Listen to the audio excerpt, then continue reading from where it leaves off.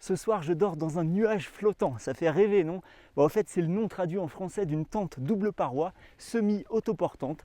La Floating Cloud, une tente fabriquée par 3FUL Gear, la marque qui produit également toute la série des Lanshan. Elle m'a été envoyée par Camperlist, un site qui m'a déjà envoyé une Lanshan 1 Pro, une Vic une personne et du matériel comme des bâtons en carbone et un sac à dos que vous découvrirez prochainement sur la chaîne. D'ailleurs, c'est le moment de vous abonner pour voir tout ça. Je vous mets le lien de cette tente juste en dessous dans la description. Vous êtes libre de le faire, mais si vous achetez en passant par ce lien, eh bien vous payez le même prix et vous me permettez de recevoir une petite commission qui fait vivre la chaîne. Alors merci à vous. Bon, c'est le moment de découvrir plus en détail cette tente. C'est la première fois que je l'installe et ça devrait bien se passer. C'est assez intuitif et bien conçu en général.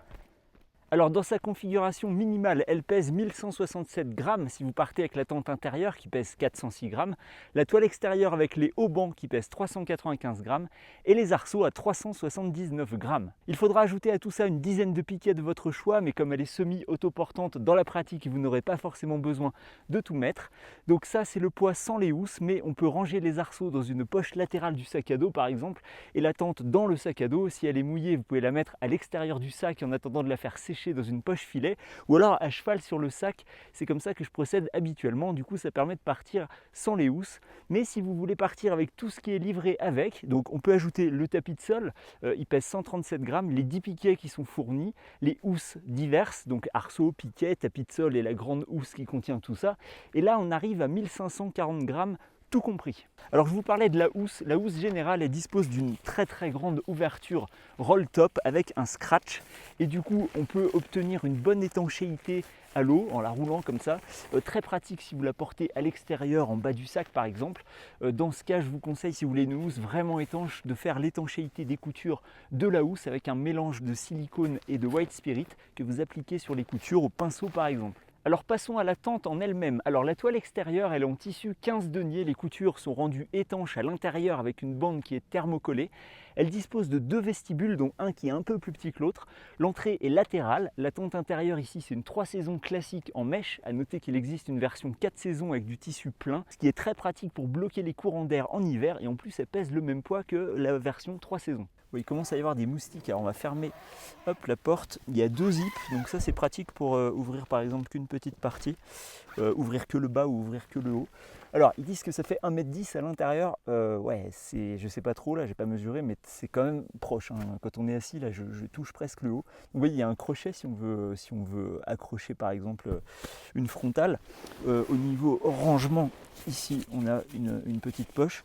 Et puis alors ce qui est pratique, c'est cette ouverture en demi-lune qui permet de poser des affaires ici, ses chaussures, ce qu'on veut. On ne peut pas poser grand chose, mais on peut mettre son sac par exemple, et puis du coup comme ça on peut accéder la nuit si on veut au sac. Donc ça, le vestibule ici est un petit peu plus petit que le vestibule ici qui est vraiment très chouette. Donc on peut relever les deux portes si on veut. Là j'en ai relevé qu'une, je vais avoir une très belle vue sur la Pointe Percée et le Mont Blanc là-bas. Je pense que je vais relever les deux portes cette nuit et garder juste la moustiquaire. Donc voilà l'espace intérieur, 70 cm de large, c'est comme dans la XMI d'une personne. Voilà, vous voyez à l'intérieur, on voit vraiment que c'est très vertical ici. Donc même si elle est relativement courte en longueur, parce qu'elle fait 2,10 m, eh bien je pense que c'est un avantage avec ces parois qui sont très verticales et ça ne devrait pas trop toucher. Bon, bah ça je vous le raconterai. On a une aération qui se trouve ici que l'on peut écarter avec une petite tige. Donc est-ce qu'on peut la régler de l'intérieur? Eh ben non en fait, parce que là c'est fermé. Donc non, il faut aller à l'extérieur pour gérer la ventilation. Bon, c'est pas très grave parce qu'en général les ventilations il vaut mieux les laisser ouvertes pour la condensation. Alors là ici on a une tente double paroi, donc ça c'est très pratique pour la condensation parce que théoriquement, eh bien, même si on touche la tente intérieure, on ne touche pas en général la toile extérieure et donc on évite de recevoir de la condensation. Donc ça c'est quand même un gros plus. Bon, et ben je vous retrouve demain matin pour vous dire comment s'est passée cette nuit et puis pour voir ce que donne un petit peu cette tente. Allez, c'est l'heure d'aller ressortir et puis d'aller manger le repas. Et ce soir le repas c'est une fondue.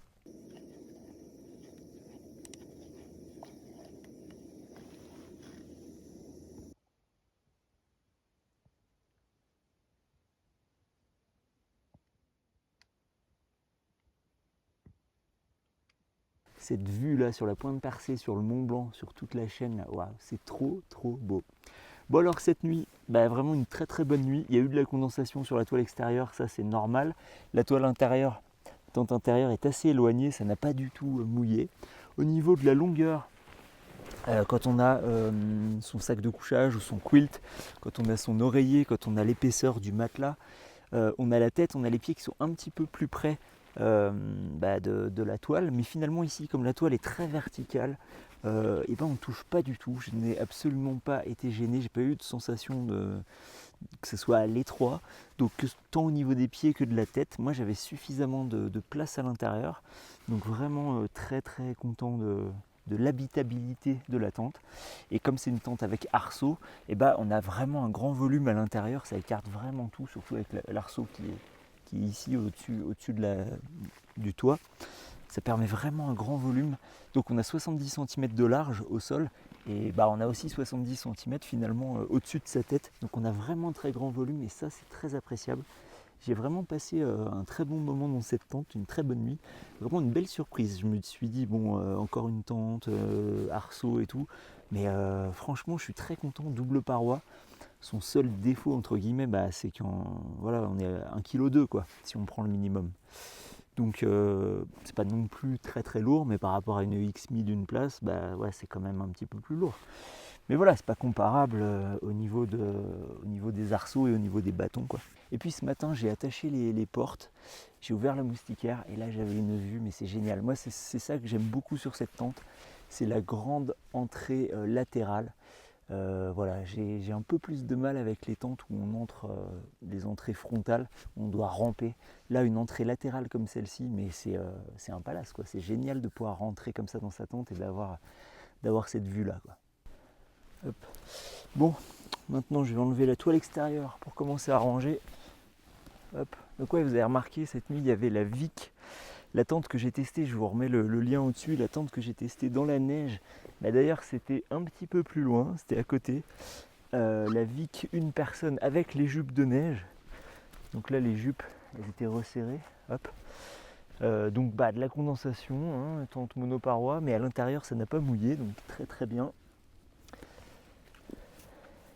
Et du coup ce qui est pratique là avec ces petits systèmes, c'est que je peux enlever par exemple le tapis de sol,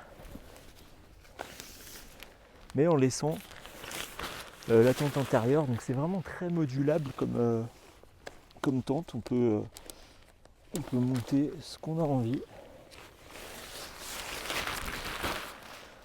On peut monter que la toile extérieure, que la moustiquaire, que le tapis de sol si vous avez envie, ça sert pas à grand chose, ou alors les trois ensemble. Allez, on va tout remballer, puis on va aller voir si on voit des animaux, des bouquetins ou des chamois. Si c'est le cas, je vous mets quelques images.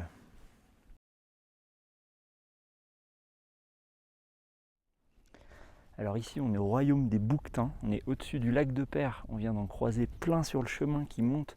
Là on est sur le col, on a une super belle vue de l'autre côté, c'est super chouette ici.